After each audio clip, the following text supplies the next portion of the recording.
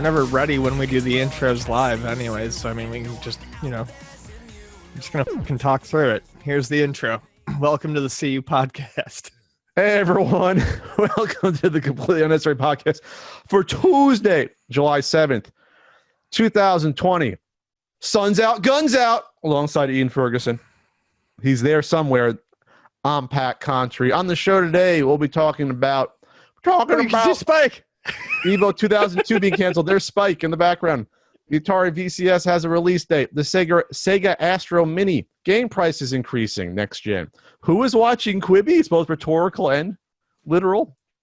Also, Patreon poll, blah, blah, blah, blah, blah, blah. Real quick, Ian, before we get into why you are virtually here, like a hologram, holodeck suite thing. We got wares. We got certain NES guidebooks. We got T-shirts. We got enamel pins at ultimatenintendo.com. We also now have, as you can see on the desk, I finally dug them out of the garage. I have original RBI Baseball unlicensed Tengen labels. I don't know where I got them from. I believe it was a swap meet like 6-7 years ago. It was. You told me about some like 19-year-old had a roll of them, and I bought them at the time. So they're available on the website as well. I've already sold about 50 of them. So if you want to make your coffee table, now's your chance to do that at ultimatenintendo.com. And real quick, shout out to Numbskull, who sent me the quarter-size Galaga arcade right there. Ian can't see it. I can. Oh, I'm jealous. It's really nice. It's really nice. I don't want the Galaga one is cool. There's a but Dig Dug one. No, they do a Centipede one. That's the one you want, but they do have a Dig Dug one if you want to get into That's nice. Mr. Driller Cinematic Universe. I do have. Oh, you have the shirt on. Yeah, that's what I'm wearing today. That's all I've been doing this weekend is playing Driller. So you're self-quarantining just in case? Yeah, I don't want to get into entirely why. But yes, needless to say, someone accidentally exposed themselves to person in COVID, yeah. And then exposed Vonnie to it, which of course exposes me to it, which means that we are now playing it safe. The lockdown for Vonnie and I, the quarantine will be over for us on Sunday. So yeah, it's crazy. I'm not even really going outside. When the lockdown started, obviously masks staying in, but occasional runs to the grocery store. Yesterday, I had groceries delivered to me for the first time ever. I had booze delivered to me for the first time ever. Yeah, so that's that. We're fine. That's just the way it's got to be right now to be safe. And people are acting crazy. Of course, there was two craziness videos that happened. A guy in Costco, someone asked him to wear a mask, and then he threatened, he aggressively approached him, and he's been fired. They already found out who he was. It's in Fort Myers, Florida. That came out this morning. And then there was a crazy woman in Target with the $40,000 Rolex that tore down the display with all the masks for no fucking reason at all.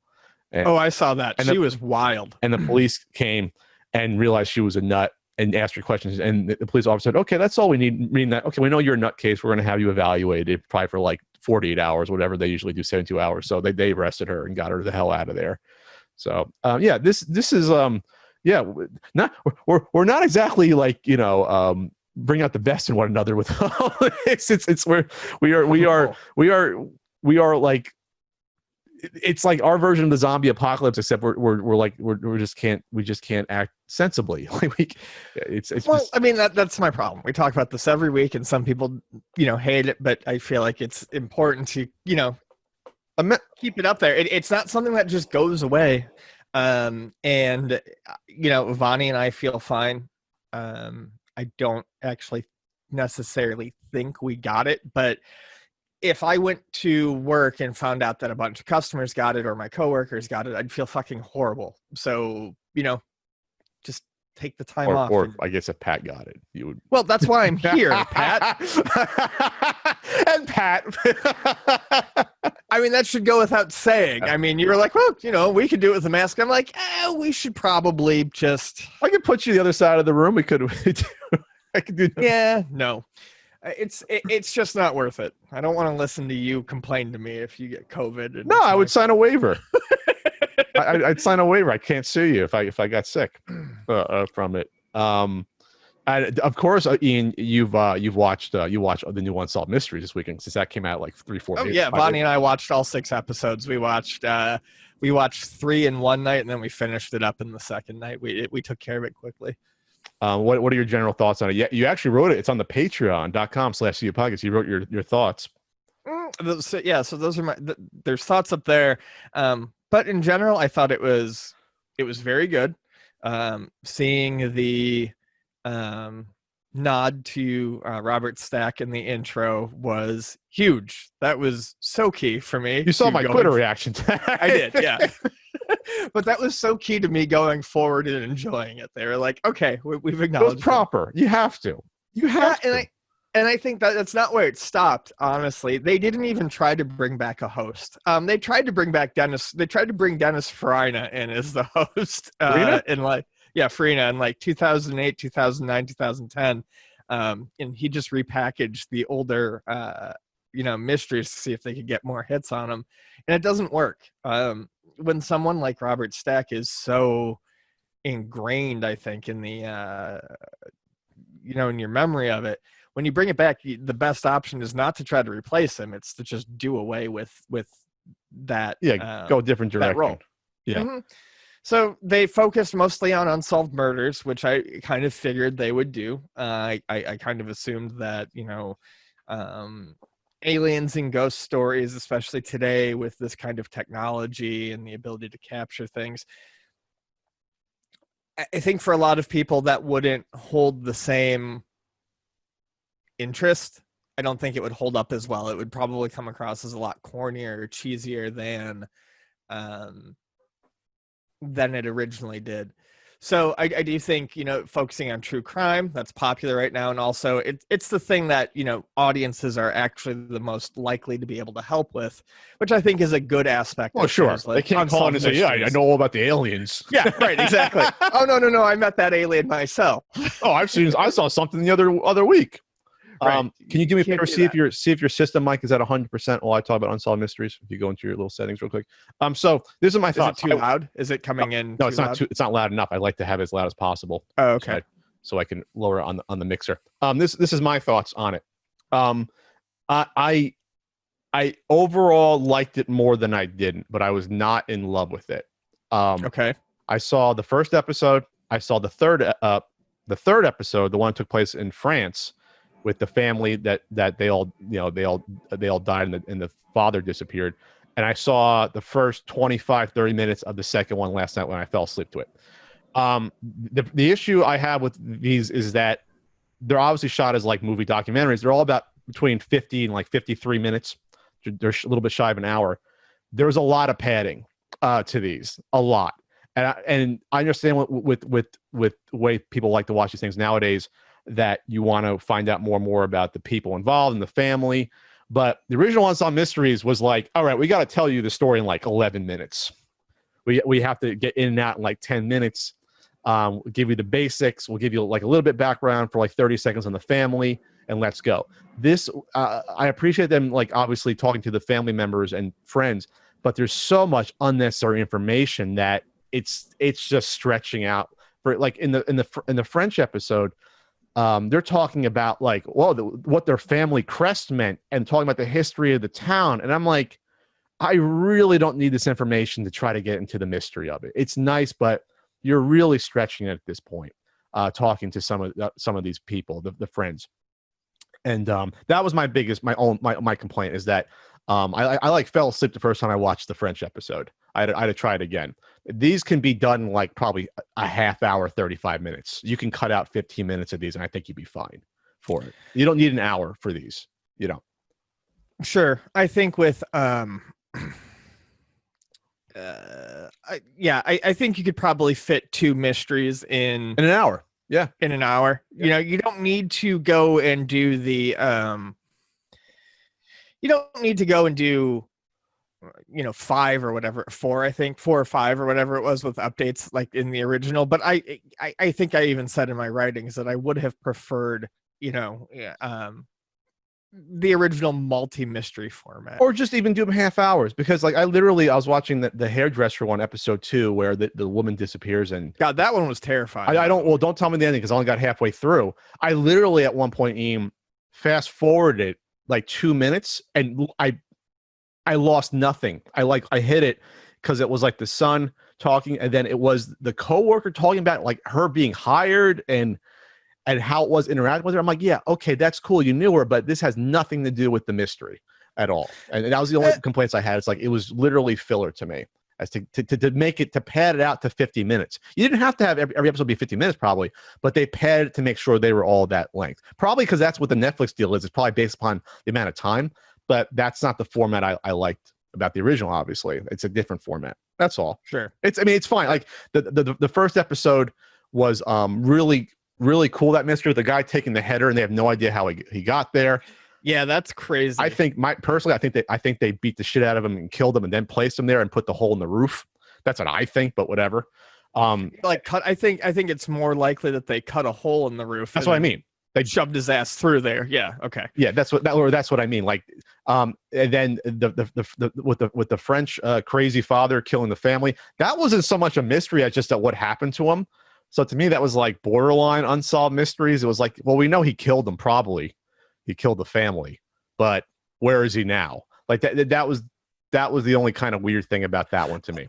Oh yeah, no, he definitely killed the family, and I think it was partially like a It was a wanted one. The unsolved mysteries. Like, it's to put some of that variety back in there that used to be in there. So I'm looking forward to the alien episode. There's no ghost episode, right? I thought there was going to be a ghost episode. No ghost episode. There is an alien episode. Yes. Okay, I would prefer the ghost stuff. But that's okay. But anyway, yeah, the Robert Stack, just the little ghost image is like perfect.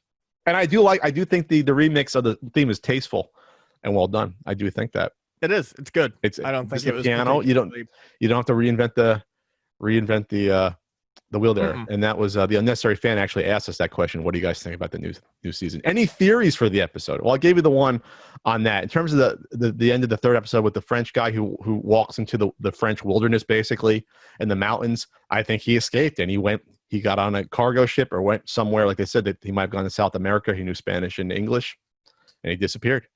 That's what he did. Yeah, I think that's it too. I mean, I don't spoilers look into it, but yeah, I feel like there's probably enough people, or you could probably still disappear pretty easily, especially depending on when that crime was. That was something that blew my mind too, because I watch a lot of Forensic Files and the old Unsolved Mysteries.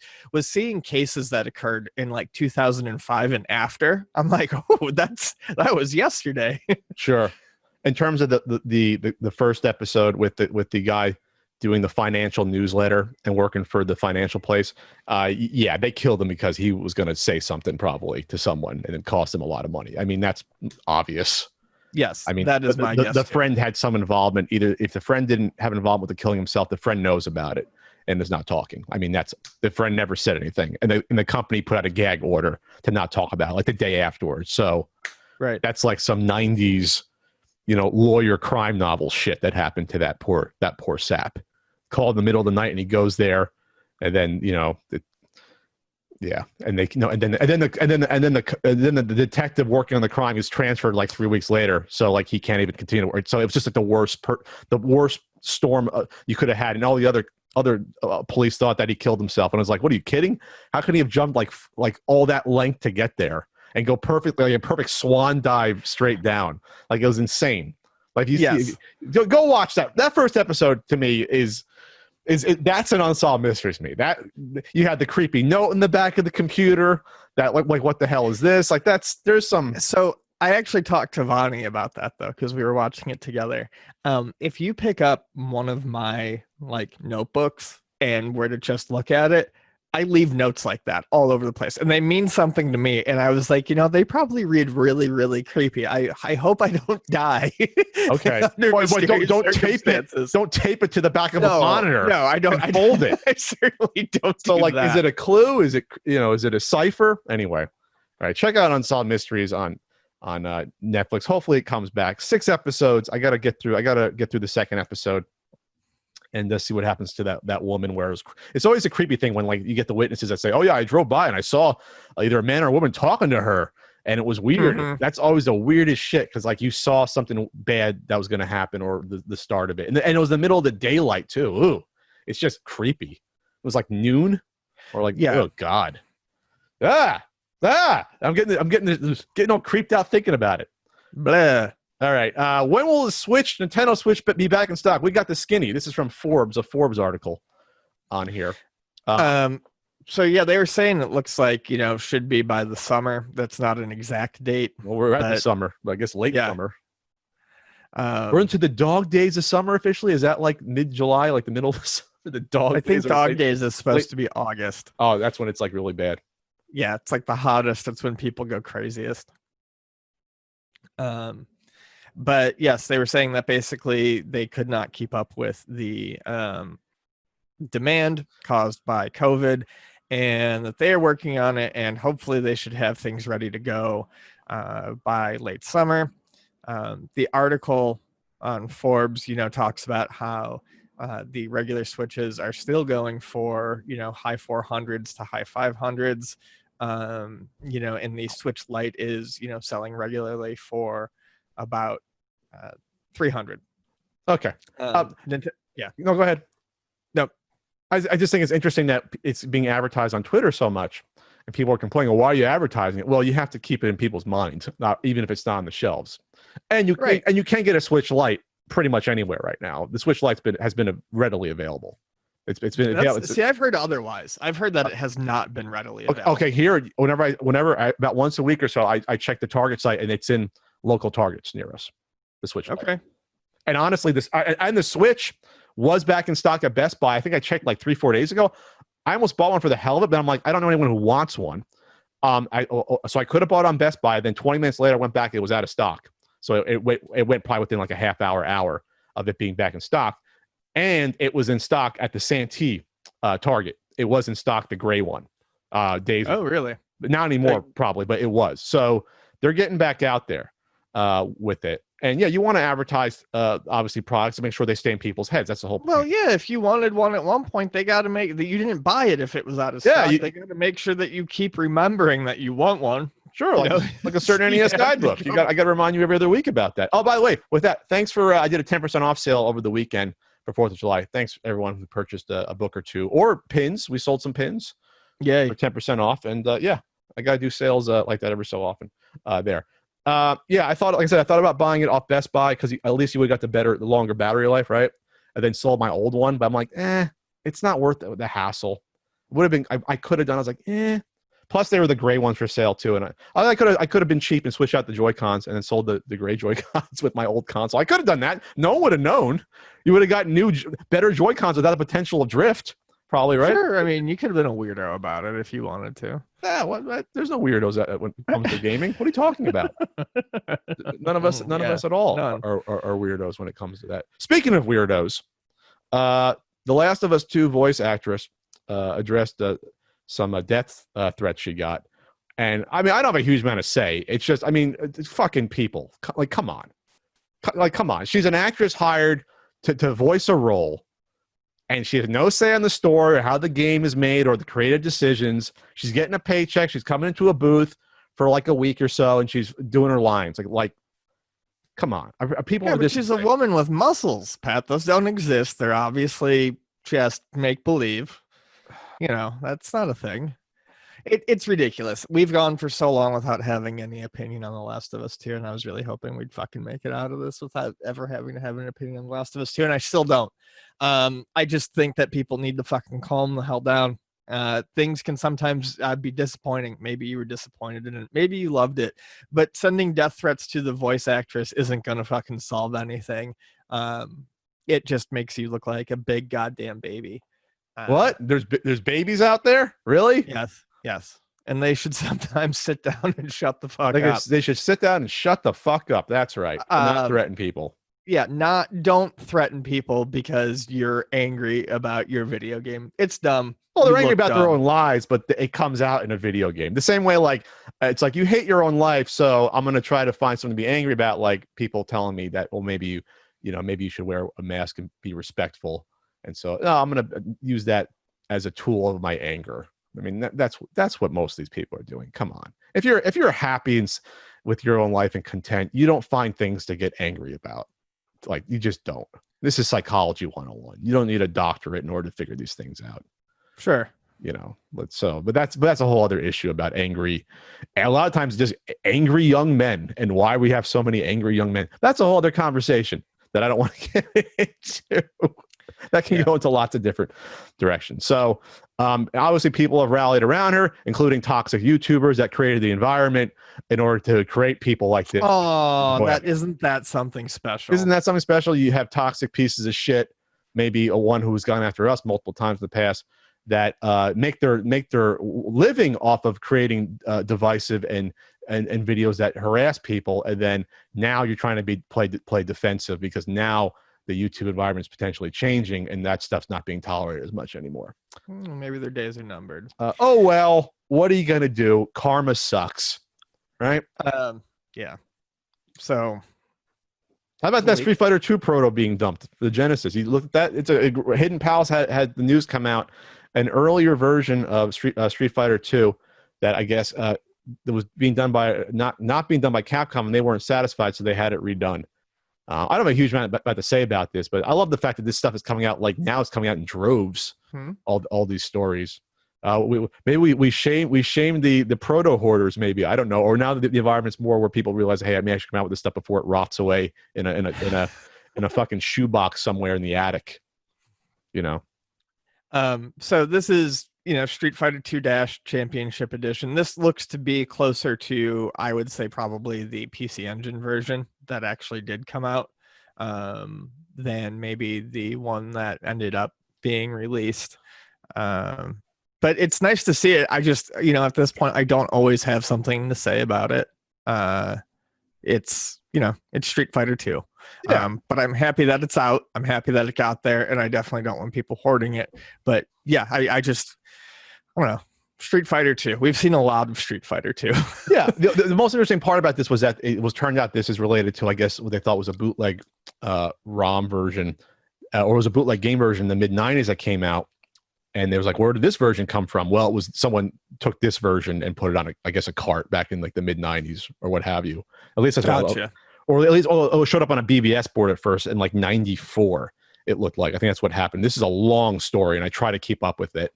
There's a lot of historical ins and outs to this story. I was going to say a lot of ins, a lot of outs, a lot of facets. But basically, within like 6, and this is why the game was delayed. This is why it came out after the Super Nintendo one. It turns out. And I was going to say. But this helped open the door because with Capcom's relationship with Sega, because Capcom was pretty much a straight up still third-party partner with Nintendo up to this point in time. So this sort of opened the door with Capcom putting more stuff on the Genesis. That's what at least the article sort of says. So it's interesting. Check it out at hiddenpalace.org, your source for hidden game information, I guess. I don't know. There. And then you want to talk about Shenandoah? No, I told you we were going to talk about that next week because I'm going to play it. Okay. All right. Don't pull the curtain back. Entirely. That's why I deleted it. We said we weren't going to. I didn't notice you deleted it on the agenda until now. I didn't see it. Sorry. The agenda. It's an agenda. No, but we can move on. Sure, we're going to talk about it now because it's just weird. I'll try it. So I'm going to try it for next week. But a game came out on the Switch as of today, I believe, called Shenandoah 93. Great. You deleted the link. Now I can't look about what the hell you're talking about. I told you that's such an Ian move. Okay, yes. Pat, I'll talk about it, but I don't have the link to access it. I deleted it in an attempt to keep you from bringing it up. You brought it up, and now it's just awkward. So Google it. It was being made in 92, I believe, on the Amiga. And, whatever youthful group of young friends were making. Now when I search Shenandoah Switch, it comes up Shenandoah switchgrass, the species. I can't find this. Where is this being released on? Type Shenandoah 93. 93. Okay. Go for it. Anyway, they apparently, the development team, blew apart. I'm assuming they were probably teenagers. And someone decided to finish it now. They took all the original graphics and sound effects, everything that was originally on the Mega, and just transferred it into, something that they could finish the game in today, and are putting it on a system that people can actually play. So it's going to be on the Switch, and I will be trying it today. I think that's an interesting story. Is it spelled Shenandoah, like Shenandoah? Is that or is it a different spelling? Because I cannot find it now, Ian. And now I gotta find the video. Put it in the video over your face to teach you. I'm gonna put it over your face to teach you a lesson over their hologram image. Maybe just pay attention. I typed in Shenandoah 93 Switch, and it's the first damn thing. It wasn't for me. Patrick. I put in Shenandoah 93, and it went back to like the university. Shenandoah 93 Switch, 1993 Shenandoah for Nintendo Switch. Boom, here it is. Anyway. Oh, there it is. Oh, Nintendo.com. Okay. Or NintendoEverything.com. Yes. Wherever. Towards the end of the Interstellar Wars, chaos spread, and one band of elite mercenaries acted more like pirates and looters than actual soldiers. The leader of this group was the notorious and infamous Colonel Nestor. So there you go. Oh, Colonel Nestor. That's nice. I like that. I like that a lot. Can we get to the intergalactic wars? I feel like that'd be more interesting than what we're going through right now. Slowly being torn apart. Can we just get to like a thing like that? Can we get to like the Dominion War? Can we just do? I'd rather serve in Starfleet or do something like that. Oh, I finished Deep Space Nine, and the seventh season wasn't as bad as I remember. I remember there was a tail off, but not as bad as the Next Generation tail offs in the 6 and 7 seasons. It was still obviously really good. The last episode still is hokey because I read they ran out of money for the budget, and that last fight between Gold Dukat and Cisco was awful. With the effects, and they jump into the fire. Spoilers. It's really bad, but still a good, satisfying ending to Deep Space Nine. Now I miss it because now it's like your friends are gone. That's how nice those characters were. Sorry. Yeah, it's easy to get addicted to shows like that, even if they're not that great. If you buy into something and you watch it to the end, there's an attachment. Vonnie and I are finally finishing Game of Thrones. We have 3 episodes left, I think, and the last season is fucking awful. But you get attached to the characters, so it's kind of like it's going to be sad to see him go anyways. J.R.R. Martin still hasn't finished the book for the last year, so he can change it around. He's in a cabin somewhere in seclusion trying which is like the worst procrastination. George R. Martin. J.R.R. Martin. You're mixing Tolkien and Martin together. Hey, he might have taken some ideas, so I'm mixing them together. so good old George. It's a lovely fellow from what I hear, people that personally know him. I know a couple people that have interacted with him. He's like basically forced himself to finish the book because it's like the worst case of entertainment procrastination ever. Like he's like years behind finishing this book. Yeah, well, and then I feel like it kind of backfires on him eventually too, because the book isn't finished.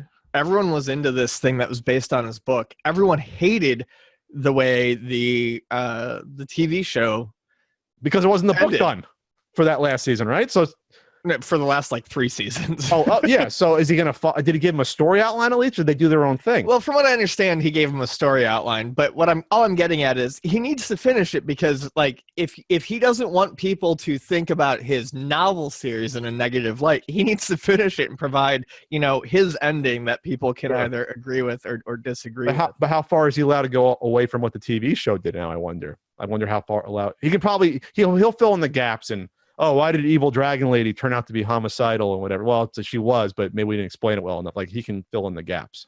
See, that's one thing, and I haven't gotten to that part yet, but I know that's coming, and it's just like I don't know. Maybe it's because I had inklings of it, early on from what people had been saying, but it's pretty obvious that she's got a fucking mean streak, and she could turn at any given time. Well, there you go.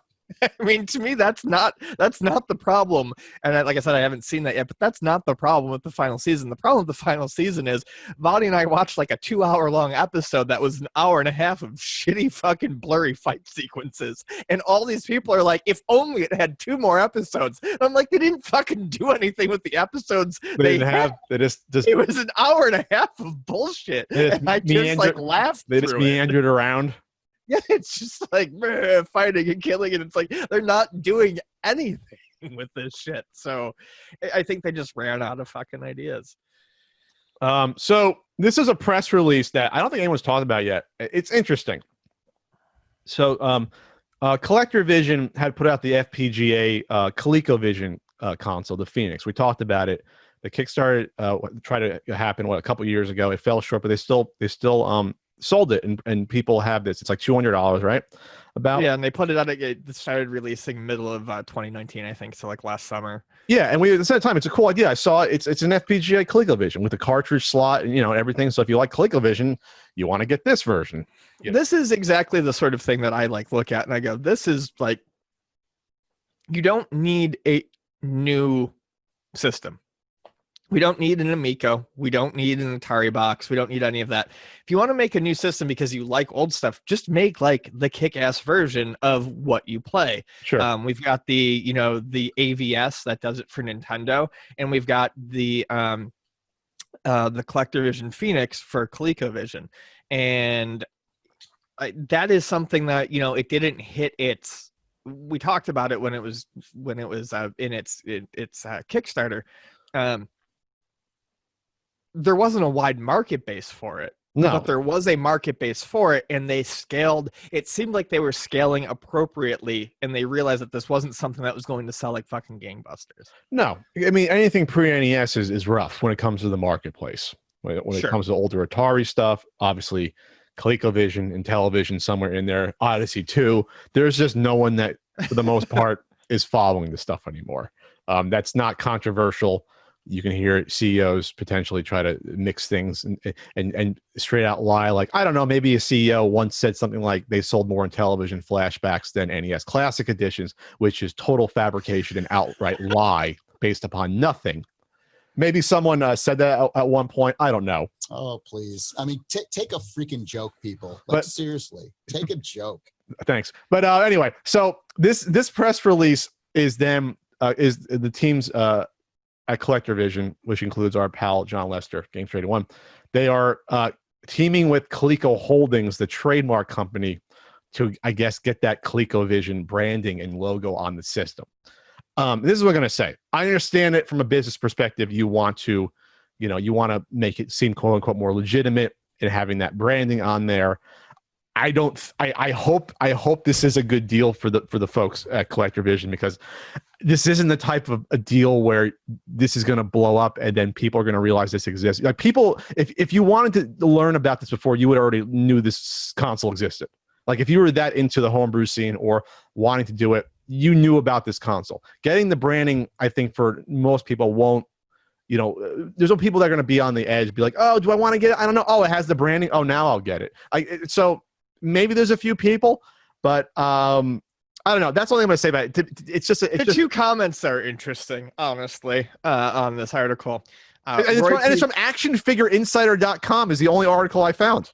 Right. But and what's his name that runs Coleco Holdings, Chris, whatever his name is that I met. Chris Cardillo? Yeah, he's a big G.I. Joe collector, so maybe that's how he got the article at Action Figure Insider. Anyway, go on. If this is true, I will have nothing more to do with ColecoVision. The new Coleco is a sham company that has pissed a lot of ColecoVision enthusiasts off the past years. ColecoVision must have a short memory. I don't know anything about it, but we do. A lot of the shenanigans happen this is after the Coleco Chameleon stuff. A lot of the shenanigans happened when you were on the show, and I reported about them trying to strong arm Facebook groups. Oh, like that's right. I remember that. Facebook groups that had they were called ColecoVision. Yeah, they were also being dickish to home brewers that had the ColecoVision logo on their boxes, if I remember correctly, which is fucking stupid. Well, they were trying to claim that you can't. They were trying to like twist it. Well, you got to, pay us because you're doing a ColecoVision homebrew. No, you don't have to. No, they weren't even using the logo, I think, on some of them. It was just like, no, we're doing ColecoVision games. We don't need your permission. You don't own the copyright or a patent. You own the trademark. Trademark is for a word or a symbol.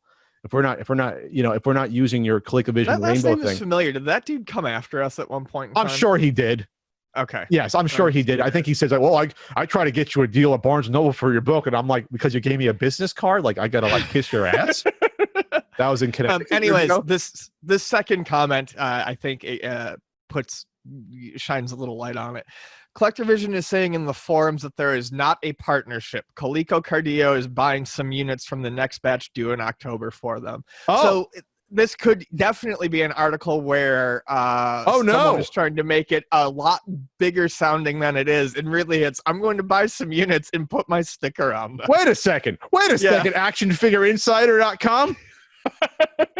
Did you not do your due diligence on this article, Daniel Pickett? I mean, it's not like we are. I mean, I haven't looked further than the comments section, but knowing how this stuff goes, this does seem likely to me that they would try to call the partnership when really it's like, I'm going to buy some and put my name on them, okay? Wait a second, then. Then whatever I said was true. Then ColecoVision is like, we don't need a partner. With this. Exactly. Why would they need a partner? Yeah, someone just wants to put the ColecoVision logo on something. Here's the quote I love. Hindsight is 2020. That is why we have been incredibly careful when reaching out to partner companies. Whoops. We made a mistake with that Coleco chameleon thing. Whoops. This allows partnering with ColecoVision and using their Phoenix technology as a leap forward of many years. Okay, this allows Coleco to return to the world of consoles with a compatible console quickly. Yeah, because you're not making your own console. We see how that works out with other companies here and with yourself. Much faster than developing another compatible console would require, stated Chris Cardillo, Coleco partner. No, he's the guy running the holding company for the trademark. Much faster than developing. Yet no one's gonna. Oh my god! I wasn't expecting this to like give me anything to work with, but I'm just amazed at how these people need to make stuff like this sound important. I'm buying some pre-existing consoles and I'm going to put my name on them. This is huge. If the comment's true, we didn't do our journalistic, our own, get on our journalistic hats and try to reach ColecoVision for comment on that. But if you believe the comments here in this article, wow, okay, we'll see if this turns into something bigger. I almost said to myself after they came out with, I guess the relatively successful Coleco tabletops. They did those. I guess those came out. It's like, wow, what does Coleco Holdings have up their sleeves now, out in good old New Jersey? What are the fancy stickers on an existing product? If that's what it's going to be, I guess. I guess that's what we're looking at here. Okay, so ColecoVision, I guess, was smart and not partnering with Coleco here.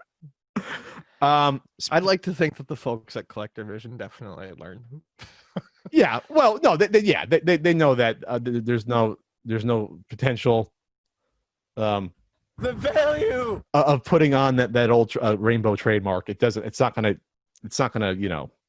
you're not going to sell 10,000 units because of people seeing that rainbow logo. Look at that convention we never talked about. It happened in good old my backyard in Edison, New Jersey, a couple years ago. That good old Coleco Expo. That did very well for them at the time. Oh wow, yeah, that thing was weird. With tens of people in attendance in Edison, New Jersey. There.